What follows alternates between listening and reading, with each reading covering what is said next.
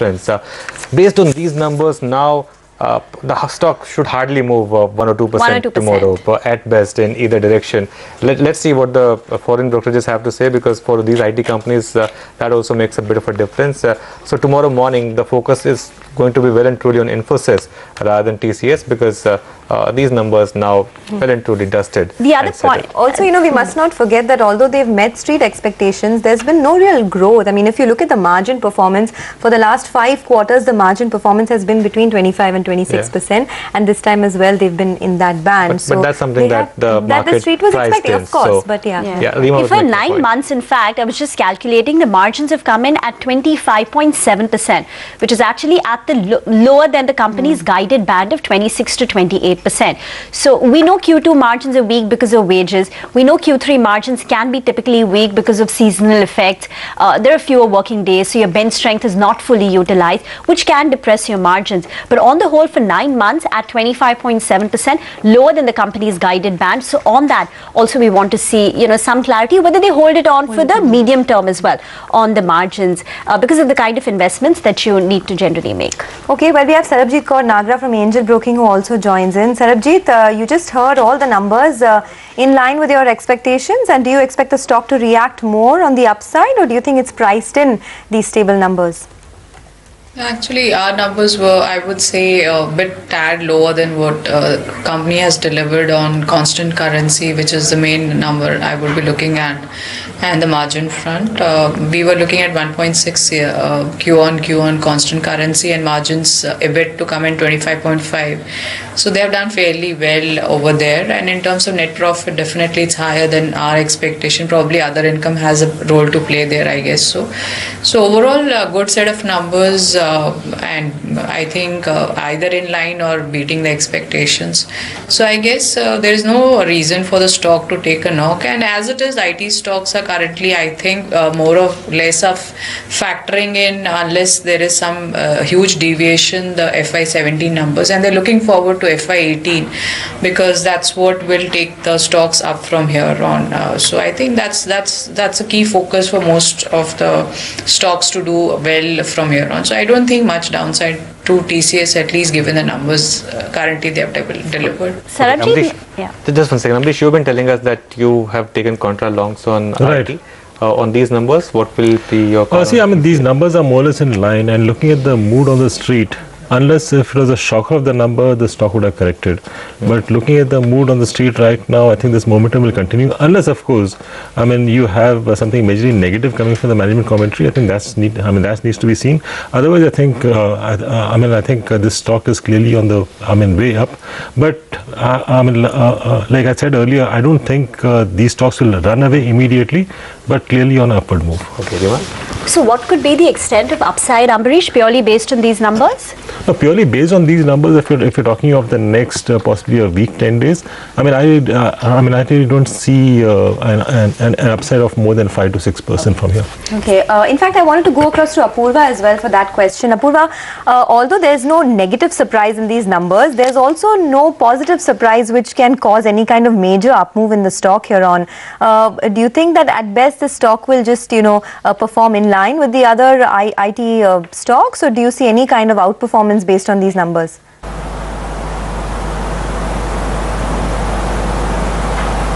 Yeah, well, I would not see a major outperformance. I don't think that should really happen. But I think we should probably just wait for the management's commentary and take a broader call for that. Since client budget trends for the next year is very critical, and their commentary on that, I think, is going to be very important. We doubt. I think we're most likely to keep our stance the same, as it was earlier. Any changes to your EPS estimates for the coming years, Apurva?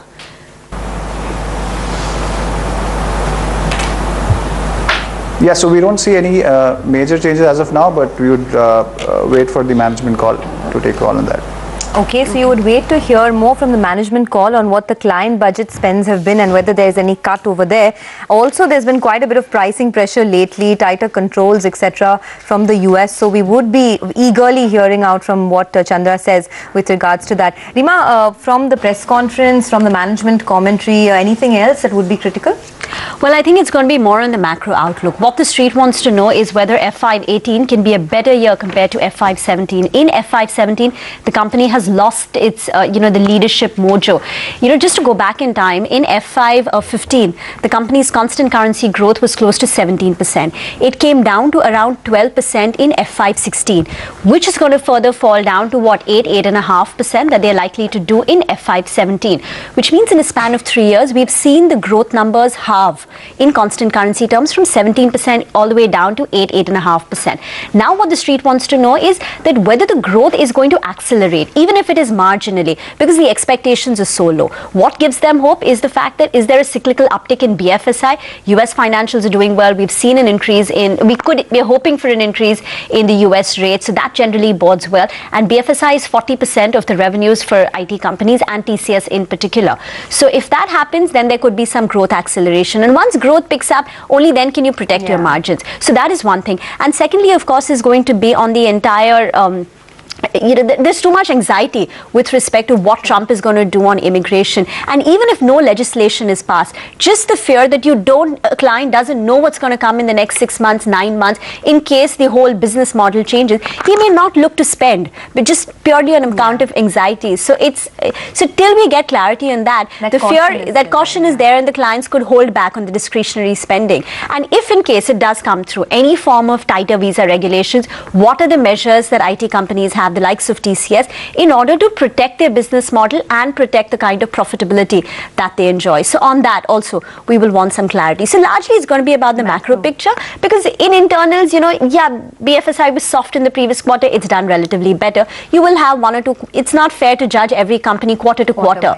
So we will watch for the bigger picture on IT, because IT has clearly been off the radar of investors in 2016.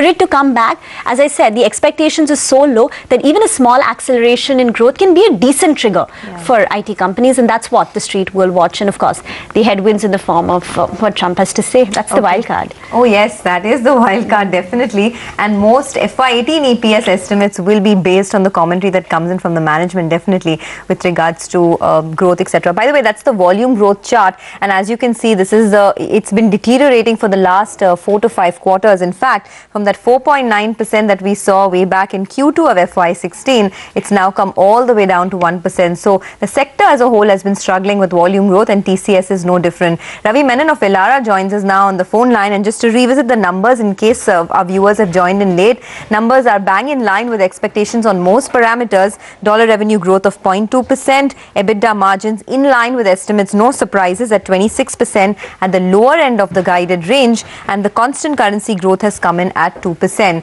Ravi, hi, afternoon. The stock actually has, gone into the numbers with strength.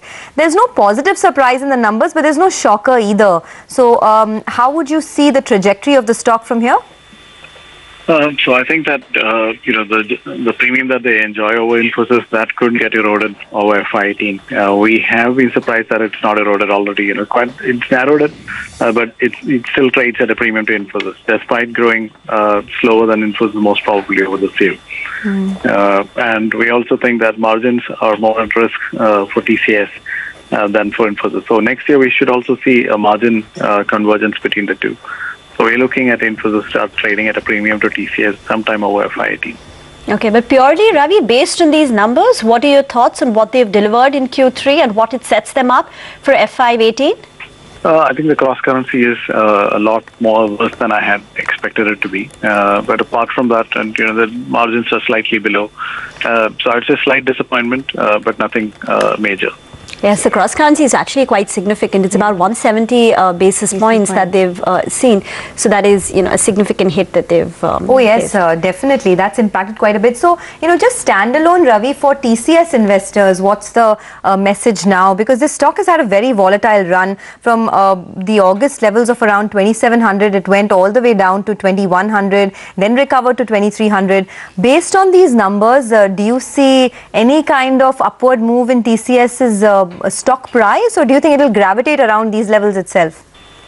I think that really depends on what numbers Infosys comes out with tomorrow morning before market. So if Infosys maintains its guidance, I think we could actually see TCS come slightly under pressure. Okay, so you're not expecting Infosys to, what are your own expectations with respect to Infosys? No scaling down of its constant currency guidance of 8 to 9%? I think they should keep the guidance intact, or maybe they can cut down the top end of the guidance by 50 basis points. But I hope they don't make any changes to the bottom end. Okay, so TCS will underperform Infosys if Infosys holds on to its guidance.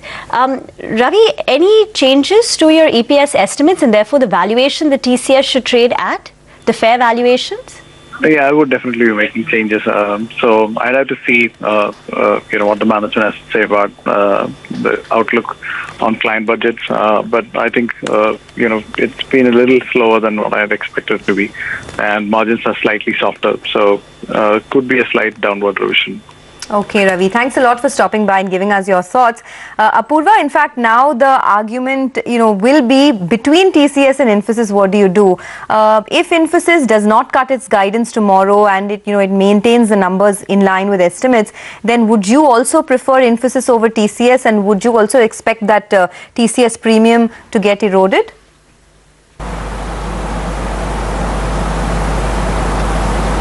Yeah, sure. So between the two, yes, we would prefer Infosys purely because of a very limited growth differential, margin differential, and yet a valuation differential that exists. So yeah, between the two, I think holding on to guidance would be important, because the ask rate is actually not that significant. So cutting that guidance down should not really happen. So I think them maintaining guidance is something that I'm expecting, and between the two, I think Infosys would probably be a better pick.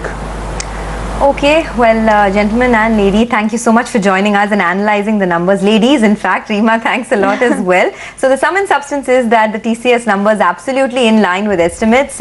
Maybe only the constant currency is slightly better, but and no the profits too. Either way. And the profits too are slightly better than what the street was anticipating. So on the whole, there could be a positive bias to the stocks. Yeah. But of course, it just, a part of it is probably already in the price with the up move that we saw today. And I think the next trigger will be what the management says. That's most important in terms of client spends, etc. I don't think anyone's going to come out with their reports or their EPS estimates without that, and that we'll get to hear later in the evening. But everyone's looking forward to what Infosys throws up as well, and a lot of people are not expecting a cut in their constant currency guidance. But tell us about the key numbers, Rima, and what to expect. Well, on Infosys, this is going to be a problem quarter because of the RBS deal which got cancelled on account of Brexit. So that is the key reason why the company's lost the revenue momentum in FY17. In fact, the stock was also an underperformer with a cut of close to about 9%. With respect to the basic numbers that we're working, dollar revenue growth, a decline of close to about 1%. Again, because of the RBS deal cancellation, it could hit their top line by 1.5%, plus the Forex headwind will be there. Because of the RBS deal cancellation, the bench strength of the people who were employed for RBS still stays. So utilization will be lower, which could hit their margins, which is why margins could be down on a quarter-on-quarter basis, 24.5% there, driving a bit of a decline in profitability. Will the guidance be lower? Current guidance stands at 8 to 9% in constant currency. It implies a decline of 0.6% at the lower end and plus a growth of 0.6% at the upper end. Most expect the company to meet its guidance, at least in constant currency terms, though there are a few like BNP, CLSA who expect a downward revision. CLSA stands at 7 to 8%. On the dollar guidance, which is at 7.5 to 8.5%, it could be lower because of the dollar strength. Again, like TCS, the company has been seeing a declining growth trajectory. This is how the guidance has been revised. It's already been revised twice since the start of the year. They started with a guidance of 11.5 to 13.5%. Again, we'll watch for the client budget, the macros, the deal pipeline picked up significantly. How is it translating into revenues? The retail was a bit subdued for the company in Q2. So we'll watch for the broader management qualitative comments in the demand outlook. But for Infosys, the key will be their guidance, and for TCS, we will watch for the qualitative comment. It is ultimately the bellwether. It's much bigger in size than Infosys. It is the first company to declare their numbers, so their qualitative comments on the macro environment will be important, especially in light of US elections. If clients had actually held back spending prior to the US elections, because you don't know what the verdict is. So if that is indeed taken place and now that the election verdict is out of the way, maybe is that going to result in some sort of a revenues? Brexit, we've seen one casualty, which was RBS deal cancellation for Infosys, but for TCS, what is the latest in terms? So there are a lot of macro things that we need to understand from the management on how it's playing out. If you remember last time around, Chandra had called Q2 a very unusual quarter. So he did sound a bit cautious. So we'll have to see how he this time categorizes the entire demand environment. All right, we're going to wait for that. But just to wrap up, nothing in TCS's numbers for any major move either way on the stock. Absolutely flat, in line and quiet quarter for TCS this time around. With that, it is a wrap on this edition of Closing Bell. But the TCS management will be addressing the press in just moments from now, so don't go anywhere.